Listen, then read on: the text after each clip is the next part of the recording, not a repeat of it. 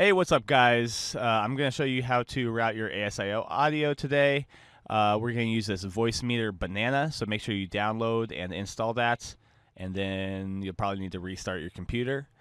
Make sure you get the version with the banana in it. I know there's a version without it. I'm not sure what the difference is between the two versions, but I can't guarantee everything I'm saying will work in the other version. So make sure you go ahead and do that.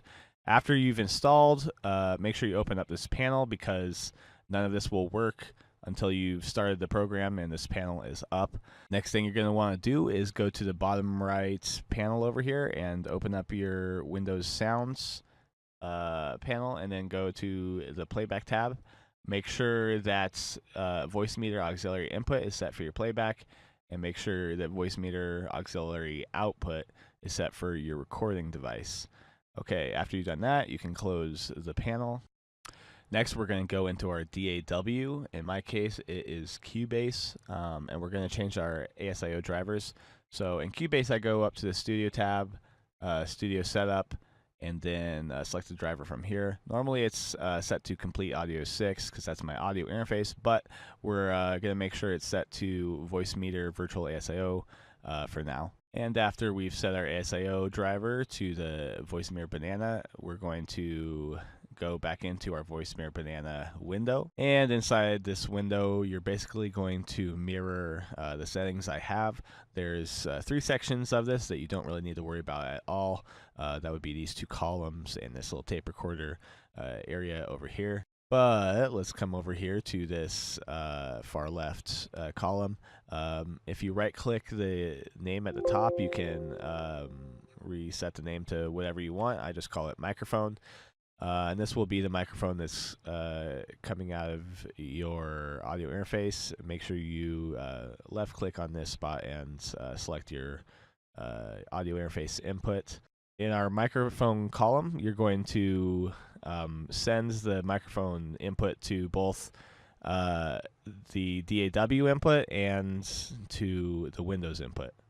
Okay, after that, go over to this column over here, which I've titled DAW audio. Again, you can name it what you want. Technically, this should be probably more like ASIO audio because other programs that use ASIO will also use this column as well, so long as you set the ASIO driver to the Voicemeeter Banana. Anyway, all you gotta do is come down and set it to be routed to A1 and B2. Okay, then we got this final big column over here. I've titled it Windows Audio. It just makes the most sense. And then make sure it's routed to A1 and to B1. Okay, so the last thing we need to do is go to this A1 tab over here, click it. There's a drop down, select the audio device that's responsible for your audio playback, which in this case is my Complete Audio 6 audio. But this is going to be the output, the hardware output that you will hear all the audio come out of. It's where we've sent all this audio that's being routed to A1. And so just a brief overview of how we have everything routed. We have our microphone, which is being sent to both the ASIO input and to the Windows input. And then we have our Windows input, which is being sent to our audio, our final audio output. So we can hear our Windows audio. And then the Windows audio is also being sent to our virtual input B1, which is the ASIO input. And then if we go to our ASIO audio, our ASIO audio is also being sent to our final audio output, and it's also being sent to B2, which is the Windows recording device. All right, once that's all set, you're going to open up OBS and go into Settings. Go to your Audio tab, and there's really only 2 devices you need to set. Make sure you have your desktop audio device set to the auxiliary input from Voicemeeter, and make sure you have your mic set to the Voicemeeter auxiliary output.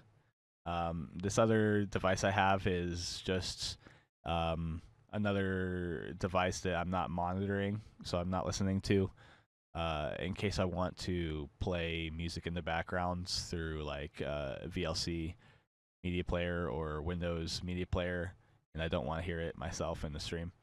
But that's not necessary, so you don't have to worry about that. Just the important ones are this Voicemeeter auxiliary input and the auxiliary output. Okay, then you should be all set. Your audio devices will show up here, and you can adjust the settings and the levels right there in OBS. And of course, you can go back to your Voicemeeter and adjust the settings here. Sometimes if you need to record some Windows audio and you don't want to get your microphone, you might want to mute your microphone right here. Or for some reason, if you just don't want anyone to hear you, just mute it right there. But right now, everything looks good. So if you go into your game or whatever program you're streaming, and you have a microphone input, just make sure you have it set to the default input device, and you should be good. So now if I go into my DAW, which is Cubase, you can see I have some samples already loaded up. I can just play these via my keyboard. In this universe, there's only winter is coming. Winter is coming. Anyway, and you can see it records it just fine. If you're going to do something on your voice, like you want to do some kind of voice effect, then just set up an audio track. And let's say, I'm going to add some gain maybe. Oh, oops, wrong. Here we go. I'm going to add some gain. And then we'll add like a ring modulator. Wait. Yeah, okay. And then you're going to record arm it. You're going to monitor the track, and then you should be able to hear it back. And you're also going to want to disable the B2 output.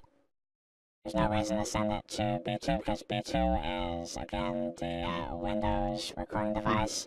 And if we're getting our microphone input from our DAW directly, then if you have that selected, then you will be, then you'll have two sets of microphone input, one without the effects and one with. So just disable that, and you should just hear the voice with the effect right now.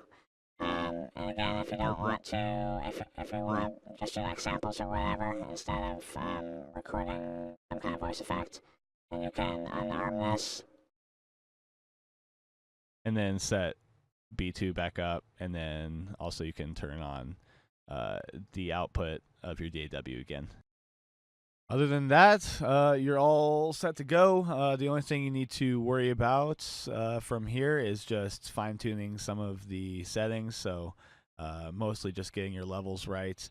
Right now I'm experimenting with this gate and compressor that's built into Voicemeeter, but it's totally unnecessary.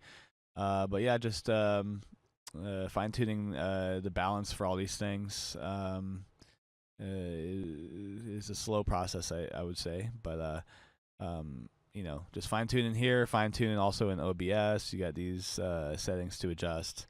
And then also, there's levels inside your DAW that you might want to adjust as well. Yeah, just fine-tune everything till it sounds good to you, it sounds good to everyone else.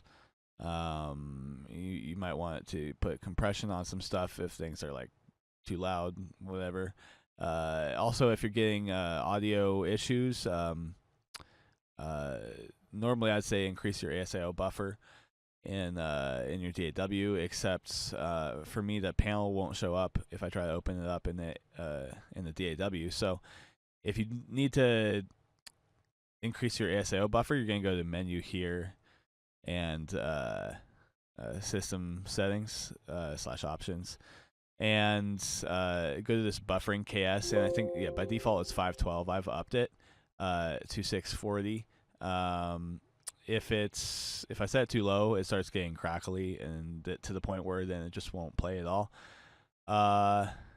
And I forgot what there's some disadvantage I had from having it too high. But yeah, that's the main setting you want to adjust, because when it was at 512 for me, it just was a little crackly. But I think the audio is pretty smooth now. Yeah.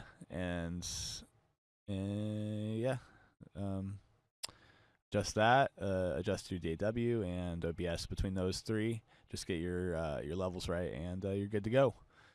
And you're on your way, making a awesome stream and whatnot. Oh, and one cool thing you can do with this is if I go in my DAW, and let's say I'm going to pretend that this YouTube window is like the game I'm streaming or whatever. Let's open up a video. So here we go. Just open up this YouTube video. Okay, so your first shoot is complete. You have. All right. So if I opened up a audio track, I can just start recording. Have your footage in hand, but what's next? How do you turn what you shot into a great video? Well, and then. How do you turn what you shot? And then you can just play that back. And. How do you turn what? In Cubase, it's really easy to open up a Groove Agent, and you can just drag. You can like cut and drag samples directly onto Groove Agent, and how do you turn what you shot into a great video? You can play it like that. How do you? So. How do you? This is gonna be pretty fun because you can just record people directly in the game, and you can play their voice back, or you can play just whatever you heard straight back as it comes directly from the game, and you can just have a lot of fun with it. Do whatever, add effects to the audio, whatever you want. Anyway, so yeah, the possibilities are pretty great. Anyway, how many times am I gonna say anyway? All right, see you guys later. Peace.